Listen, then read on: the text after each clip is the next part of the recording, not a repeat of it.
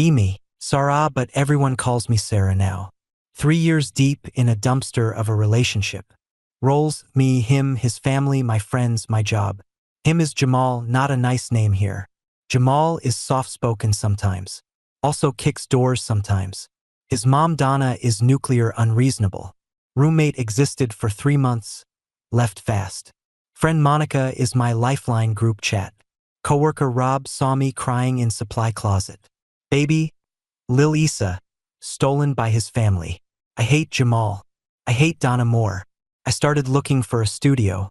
Lease ends in 90 days. Feels like forever. First escalation happened last winter. Found phone with 40 tabs of porn. Some were weirdly themed, too specific. Also found messaging apps behind Face ID. Face ID? Of course it was his face. He put his face on my life. Confrontation day 1. I accused him in the kitchen. He laughed like a man with no teeth. He said, "Those are my searches." Then called me dramatic in front of his mom. Donna clapped like a judge. New rule number 1. No phones on kitchen table. Donna's first rule, gentle start. Jazz hands for escalation. 2 days later, he locked his phone with a padlock. Literal padlock on his dresser drawer. Unreasonable? Yes, but this is a sitcom now. Donna upgraded to kitchen hours. Kitchen hours meant I ate at 9 p.m. I work nights sometimes. Their family dinners became tribunals. Public humiliation event 1, Thanksgiving light. Donna accused me of stealing napkins. I was holding a fork. Everyone stared, including my coworker Rob. Rob later texted, "You okay?" In group chat. I typed, "Fine." My hands shook the whole week. Escalation moves forward. Jamal started phone audits. He demanded passwords like a tyrant teen. New demand. Give him my passwords. I refused, told Monica. Monica said, "Get receipts." I started screenshotting conversations. Unreasonable character introduced properly. Donna invented punishments. First, she confiscated my headphones. Second, she charged me for toilet paper. Third, she proclaimed, "No solo vacations." She liked theater but villain style. She made a chore chart with fines. It had stickers and a Sharpie. I began to feel like a tenant in my own life. Social witnesses increased. Neighbor Mel from 2B heard us fight. Mel waved next day, eyes like Roman jury. Coworker Rob told HR something vague. Donna overheard and accused Rob of lying. New rule. No outside opinions allowed. If anyone mentioned counseling, she scowled. I refused to be silenced. Quietly. Found bruises 1 week. Jamal said, "You fell." Donna said, "You fell together." My friends rallied in a group chat. Monica, Lupe, Carlos typing in caps. They called him Jamal the Faller. That name stuck in a mocking way. I joked it out loud once. Donna did not laugh. Public humiliation event 2 at his sister's graduation. His cousin Krista live-streamed our argument. 1 million people watched a screenshot in group chat. She called me unstable on camera. I was nominated unstable in front of strangers. Then came the pregnancy. This is where denial becomes policy. Accidental or not, Jamal wanted it. He wanted a living trophy, a project. He said, "I want a kid who looks like me." Donna started planning christening menu. New demand. Baby named after him. Baby named after Jamal's grandfather, Gregory. I resisted the name like a Cold War. Jamal threatened me. Either you carry it to term, or we have consequences. Consequences meant shouting. Consequences turned physical sometimes. I have bruises that match the calendar. I hid them under sweaters. Social witnesses noticed my sweaters. Monica asked in group chat, "Are you safe?" I lied, work stress. All good. Lying became daily cardio. The baby arrived. We named the child Lil Issa because I snuck it in. Commitment to chaotic choices. Later, I learned Jamal never cared for Lil Issa. He cared about a symbol. He wanted to say, "I made this." He wanted proof of masculinity. Donna wanted grandchildren as trophies. They took Lil Issa to their house. They said, "We can give her a stable home." Stable meant controlled. They had a pacifier policy in effect. I was furious and detached. I wanted to leave immediately. Couldn't because lease and money. New rule. No leaving without permission. Jokes, but it's a jail sentence. I started saving tabs, literally tabs. 40 tabs of porn led to an idea. I looked deeper into his phone habits. Found private chats with mothers, with nannies. Found a message, need someone to babysit permanently. Found receipts for family counseling he never attended. Hypocrisy is the comedy engine. He preached about family values publicly. Then messaged a stranger you into family roleplay. I screenshot and saved everything. Social witnesses expanded. Monica kept logs, Lupe recorded voicemail trash. I printed receipts like ransom notes. One day I forgot to lock my laptop. Jamal saw my folder studio options. He read, "I need space." He screamed, "You think you can leave?" Donna came from the kitchen with a wooden spoon. New punishment. Spoon price fines. She threatened to call my employer. She said, "Tell them what kind of woman you are." I thought about HR emails and reputations, which later became crucial. James, a barista friend, saw me crying in public. He asked if I wanted to crash at his place. I said not yet. I couldn't leave until lease ended. So plan, move out when lease ends, break up later. I opened 50 tabs of apartments. Took screenshots like a spy. I emailed landlords in the middle of night. Heard Jamal snore like a predator. Unreasonable character escalation again. Donna introduced the binder. The binder contained rules for my behavior. Rule 21. Do not speak ill of family. Rule 42. Do not leave childless rooms empty. She added fines in purple ink. She mailed me a bill for emotional counseling. I laughed until I cried. Public humiliation event 3 at the laundromat. She called me laundry thief in front of people. I shrank into a dryer. The group chat blew up. My coworkers joked at lunch. ROB whispered, "Snap out." I didn't snap, I planned. Introduce unreasonable law. No solo bank accounts. Jamal wanted to consolidate finances. He said, "We're a family now." He wanted control of my cards. My bank called me suspicious. I set up a secret account under a fake name.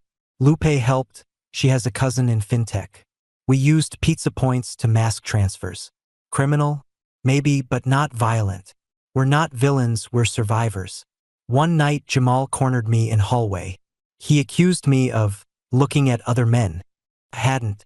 We argued. Voices spilled into the stairwell. Mel from 2B put her head out the door. She yelled, "Call the police." I froze like a deer on 4 beers. No cops came that night, but the escalation climbed. New demand, prove your love publicly. He wanted me to post a family selfie. Donna curated the captions. I refused and posted a blurry plant pic instead. They called me passive-aggressive. The household voting board lowered my score. Vote. Apology or attend family Bible hour. I chose apology once, it didn't help. I tried to document abuse. Ring camera? We had one at the door. It recorded everything. They didn't know it auto-uploaded. One morning, I found a folder labeled Jamal Receipts. Inside were photos of me sleeping, taken by someone with no moral compass. I burned the photos in the sink. Later discovered Donna had backups. Shock humor pivot. Donna kept receipts like baseball cards. She bragged to friends about collecting transgressions. They had a book club of other people's drama. New witness. Donna's friend Helen from church. Helen began to attend dinner parties. Helen documented every outburst. Public humiliation event 4. Helen posted a blurry clip. The clip circled town like a sneeze. I lost my job the next Monday. Manager Greg said, "It's about optics." I cried in the break room while he folded towels. Monica screamed at Greg in Slack. Monica got a warning. Escalation did not slow. Jamal started legal talk casually. "We could press charges," he said. "For what?" I asked. "For letting the baby go," he said. Hypocrisy bonanza. He threatened to call CPS.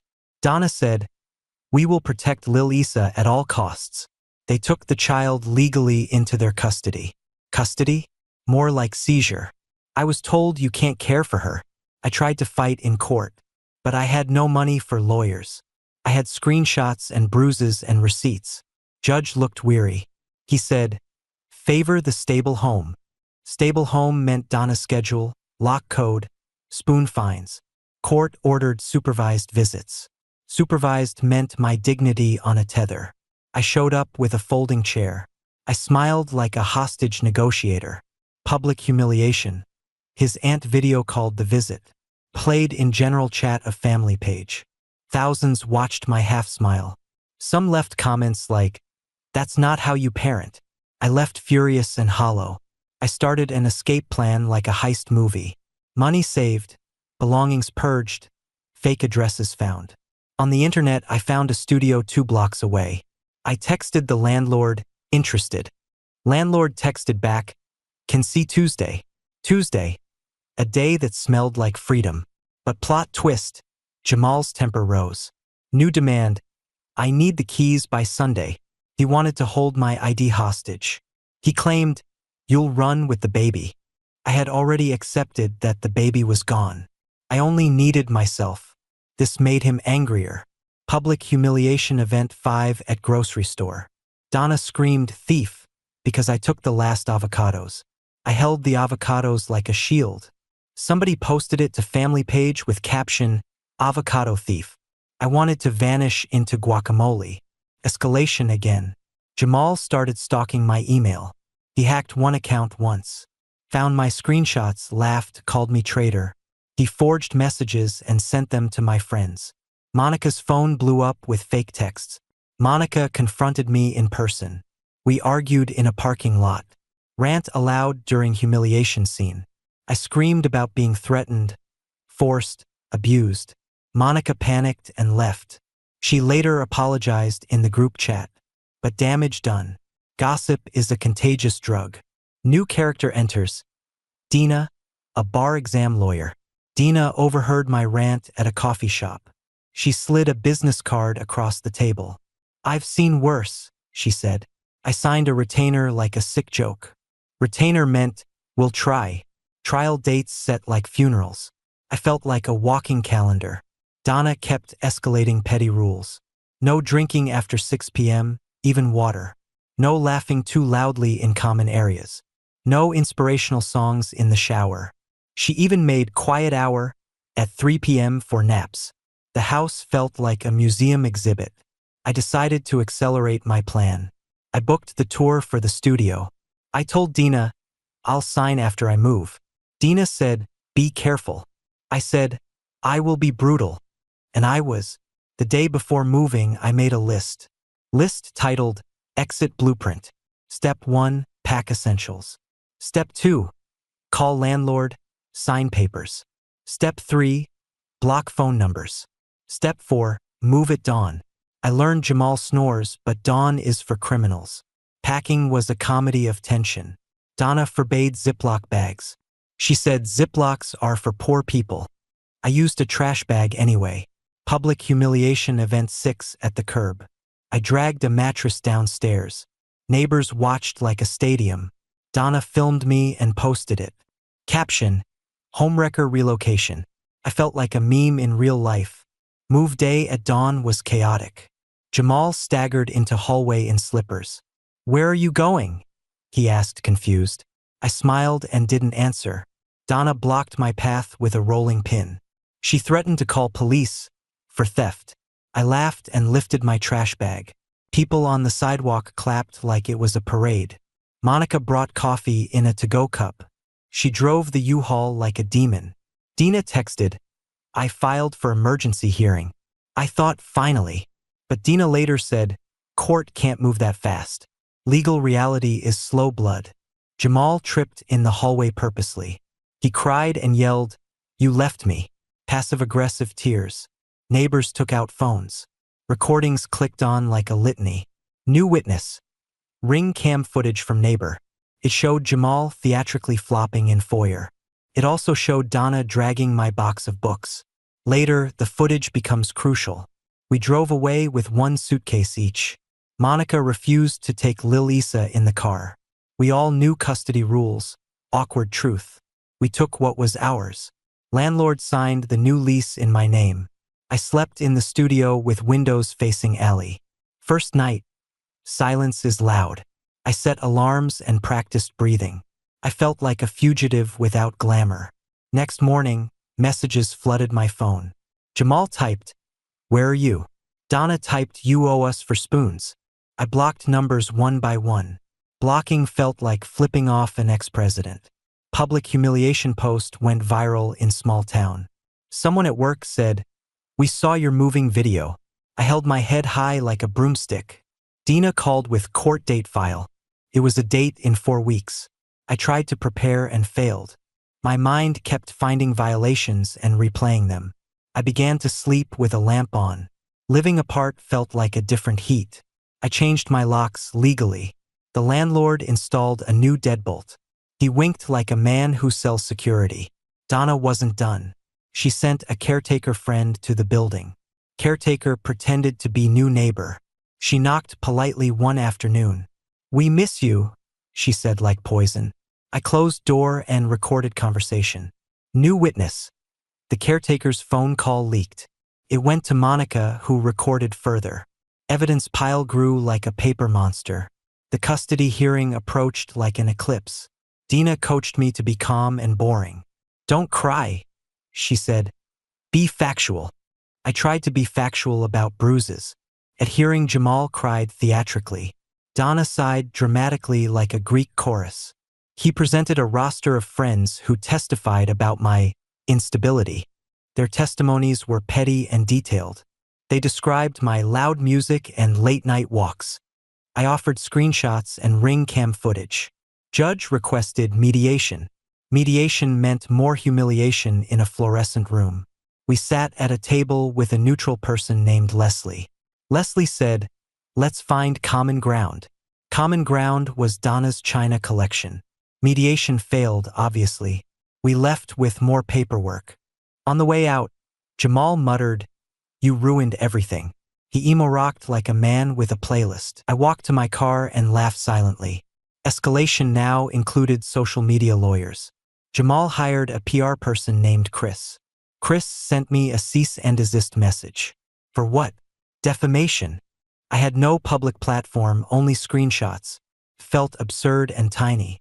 My job was complicated now. Memos circulated about employee stability. HR asked me to step down from client-facing role. I said, "I can't afford that." HR said, "We understand." They did not.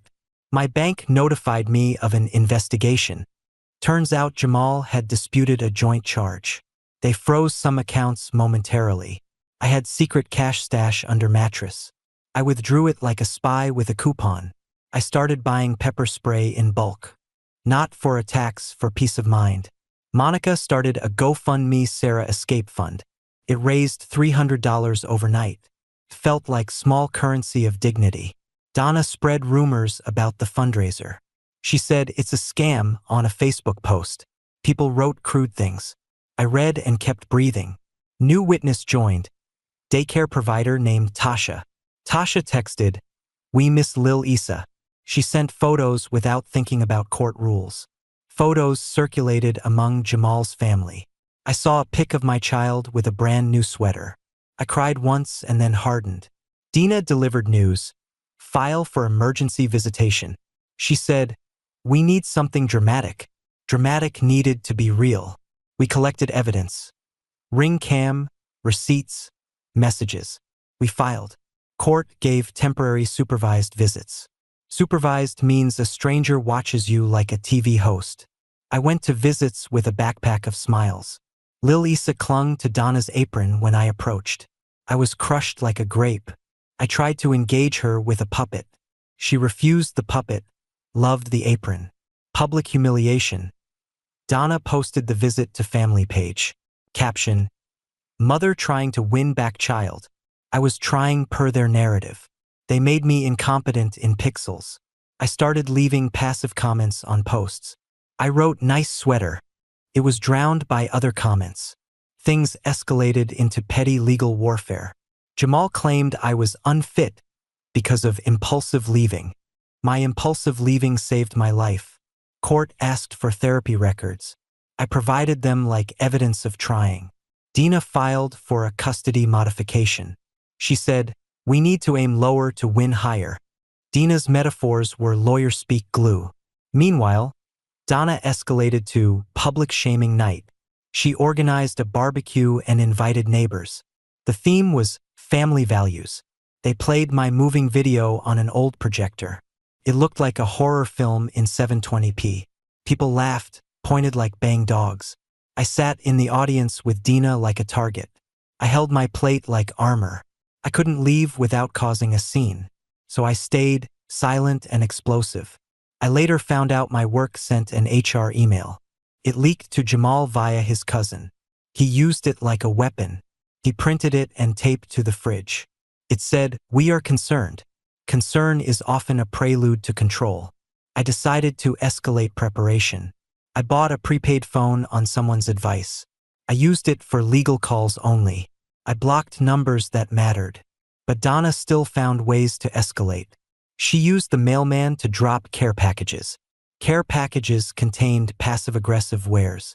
They included baby shampoo for grandparents. I flipped out and sent it back. The mailman looked uncomfortable. New witness. Mailman filed unusual delivery note.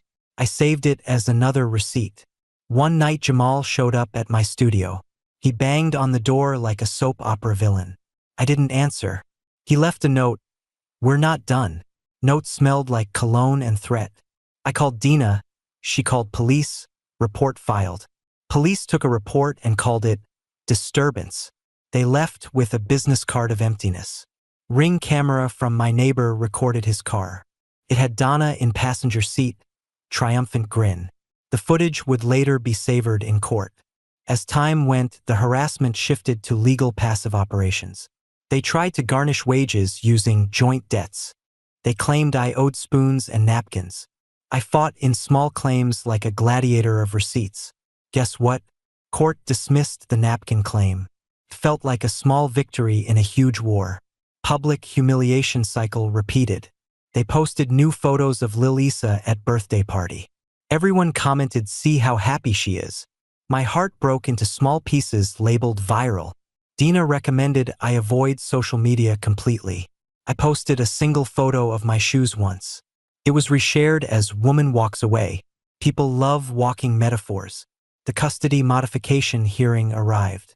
I prepared my evidence packet like a chef. Dina whispered, "Be concise." I whispered back, "Be loud later." Court presented testimonies and ring cam footage. Jamal's friends lied with calm faces.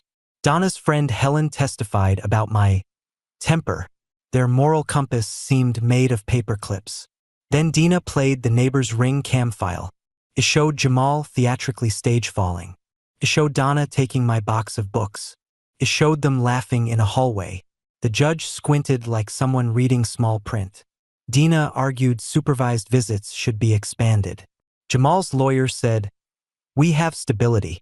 Stability for them meant control again. Judge said, "We need more investigation." Investigation meant delay. Delay meant more humiliation. I left the courthouse with shaky hands. Public humiliation kept morphing into legal footwork. Then come the last waves of escalation. Jamal started a reconciliation social post. Photo, him holding Lil Issa pretending regret. Caption, "Trying to fix what was broken." Comments, "Stay strong," and "Never leave family." My inbox filled with venom disguised as sympathy. I responded once, "I'm trying to breathe." They called it attention-seeking. Attention is currency in a court of opinions. Dina said, "We need to secure your independence." We focused on moving out fully. We bought boxes, filed mail forwarding. Packing got aggressive. Donna showed up at studio with police. Police claimed civil matter. I had the deadbolt, I had a key, I had the lease. They left after an hour of paperwork. Later, Jamal tried to get an emergency custody change. He filed allegations of instability during move. Instability? I had a U-Haul and receipts. My phone blew up with unknown calls. I blocked them all. One number refused to accept block. It was a spoofed number. Annoying. New escalation. Spoof calls and fake texts. Someone pretended to be Dina on text. They sent me cancel plans. I didn't fall for it. Dina's assistant confirmed, not us. The pattern of harassment continued like a subscription.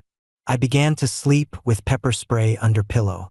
Soundless weapons are modern anxiety. One day I received an envelope with a screenshot.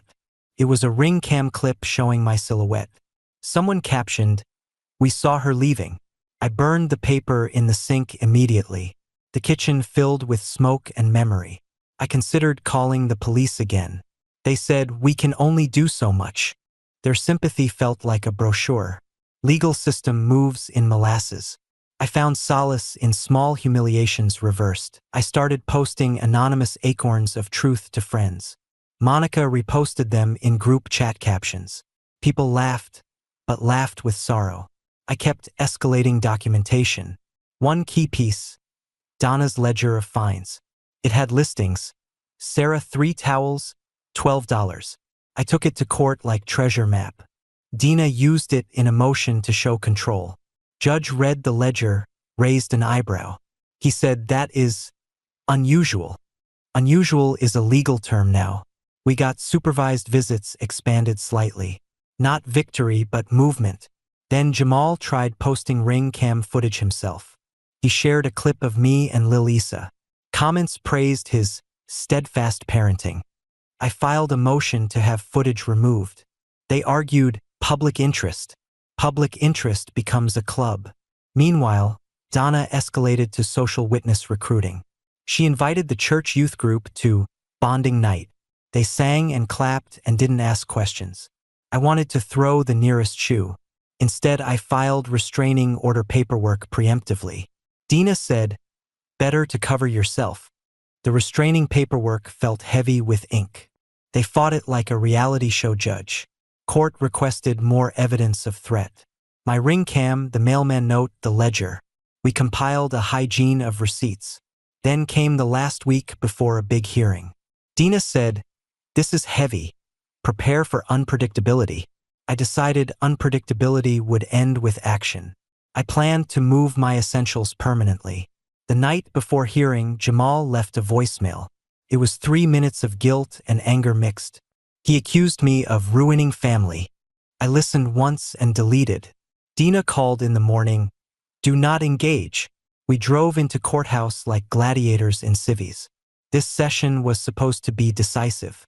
It involved supervised visits and custody motions. We brought Dina, we brought receipts, we brought courage. Jamal arrived with a new partner on his arm. Shock, third person did a cameo. She smiled like a brand new accessory. Her name, Kiara, 22, naive by design. Kiara testified she wanted to help with the baby. She had a ring of hair dyed aggressively. Her testimony was weirdly earnest. Watching Jamal be inconsistent was delicious. Sometimes he sobbed in court for show. Sometimes he delivered anger like a sermon. Kiara's appearance made him wobble. Public hypocrisy shining. Then the unexpected. Ring cam footage submitted by neighbor. It showed Jamal leaving Lil Issa in the car for 5 minutes. It showed Donna talking on phone while Lil Issa fussed. It showed them laughing minutes later. Judge frowned, which is judicial thunder. After hours of paperwork and humiliation, Judge made a ruling. He granted me increased supervised visitation. Not full custody, not yet. Felt like holding a shard of moonlight. We left the courthouse half victorious, half raw. Donna posted about partial loss on family page. She started a petition to protect traditions. It got 10 signatures. The final sequence of days got action-focused and bleak. Jamal called my new landlord asking questions. Landlord emailed me. We received odd call. I told landlord, "It's harassment. Please ignore." Landlord said, "We'll file a complaint." I called HR to inform them of ongoing harassment. HR said, "We've flagged your name to legal." I emailed my supervisor with copies of police report. Then the Ring camera at my studio recorded a delivery. It was a package containing family photo album. I didn't open it. I forwarded it to Dina. Dina said, "Keep everything." New witness. Building manager saw woman leaving pamphlets. She took photos, filed it as harassment by proxy. The harassment escalated to frivolous small claims. They tried to sue me for emotional distress from leaving. The claim was absurd. Court dismissed it for lack of standing. One of Jamal's friends tried to post a wanted flyer. It said, "Wanted, mother who abandoned child." It had my face and a phone number I never gave. I called police. They recommended civil counsel. Dina prepared a motion for sanctions. We filed it. They retaliated with a new petition. They accused me of alienation because I sang lullabies in visits. Alienation? I hummed a song Lil Issa liked. They called it manipulation. The final loop tightened. I moved again for safety reasons. My new studio had a thicker deadbolt and no communal spoon policy. I installed blackout curtains and slept better. I began to actively block and document every contact. One evening, I received an email from HR Screenshot. They forwarded an anonymous complaint to legal. I felt sick, called Dina. She typed a furious response. It spiraled to official letters and carbon copies. Then one last humiliating hammer. Someone leaked a short clip of my supervised visit. It was edited to look like me yelling. The clip spread in a private chat of Jamal's cousins. My phone lit up with cruel laughter emojis. My hands shook, but my mouth set. I sent Dina a text, "Do it now." Dina filed for sanctions against Jamal's family. She demanded the clip be taken down and evidence preserved. Court ordered takedown and preservation of IP logs. The IP logs pointed to Helen's phone, surprising no one. Helen denied it like a practiced actor. Then the worst part, the kids at daycare began to ask, "Where is mommy?" Lil Issa asked a teacher. Teacher responded, "We're with family right now." The word family becomes a weapon again. I filed one more motion, an emergency temporary custody increase. Dina said, "We need a blockbuster." Blockbuster came in the form of Ring cam footage. It showed Jamal and Donna leaving Lil Issa alone for a lunch. It showed a neighbor recording them in disgust. We entered it as a sealed exhibit. Judge reviewed it behind closed doors. After a long silence, he came back with a ruling. He increased supervised visits to unsupervised weekends for me. Not permanent custody, not yet. We celebrated in quiet ways. Monica cried extra hard, like a weather event. Dinner that night was guarded joy. Donna posted, "We will fight," like a threat. She mailed a certified letter threatening suit. Dina laughed and said, "Let them try." Legal war continues. Final action-focused sequence begins now. First final line. I block Jamal's number permanently. Second final line. Landlord files incident report about calls. Third final line. HR forwards my detailed email to corporate. Fourth final line. Ring camera footage uploaded to sealed court file. Fifth final line. Cops have a docket number now. Sixth final line. Dina files sanctions against Helen. Seventh final line. Small claims dismissed, countersuit pending. Eighth final line. Supervised visit calendar confirmed via email. Ninth final line. My bank sends fraud alert confirmation. 10th final line. My new landlord changes security code. 11th final line. I put Lalisa's favorite sweater in a box. 12th final line. I move out again at dawn. 13th final line. Their group chat still whispers my name. 14th final line. My number shows blocked on caller ID. 15th final line. The last court date is scheduled. 16th final line. Ring cam footage sits in evidence. 17th final line. HR email sits in someone's file. 18th final line. I pack my bags for the hearing. 19th final line. The baby's laugh haunts voicemail. 20th final line. The world is loud and unresolved. They still have the kid. Lawsuit pending. HR email sent. Ring cam uploaded. Cops assigned a case number. Landlord changed the locks. Court date stamped on calendar. Blocked number reads, no caller. I drive to the courthouse. My hands on the steering wheel shake. The studio behind me smells like microwave dinners. My last backpack contains receipts and a puppet. The puppet is limp and heroic. I walk into court with Dina trailing. Pages of evidence clack like bones. The family page posts a video montage titled Lessons. It has captions slow and cruel. I show the judge the ledger again. Donna denies, then coughs, then avoids eye contact. Jamal mumbles, becomes quiet in the gallery. Kiara stares like she's in a commercial. Final moments are procedural and stinging. The judge rules partial, vague, and bureaucratic. We get more visitation, nothing definitive. They keep Lil Issa during weekdays. I get 3 weekends a month. There's a paper bandage on open skin. The family posts victory pics anyway. They remain unreasonable and loud. They continue to escalate privately and legally. My life is a string of blocked numbers and subpoenas. I move towns when possible, rent goes up. I sign up for a new job that pays cash. I keep the puppet in my bag like a talisman. Dina says we'll fight and files another motion. I nod because it's what we do now. The group chat still has screenshots of my moving day. My friends make jokes, sometimes too dark. The baby grows between houses and rules. Lil Issa learns 2 sets of lullabies. One day she will ask, why 2 homes? I am not ready to answer with a lesson.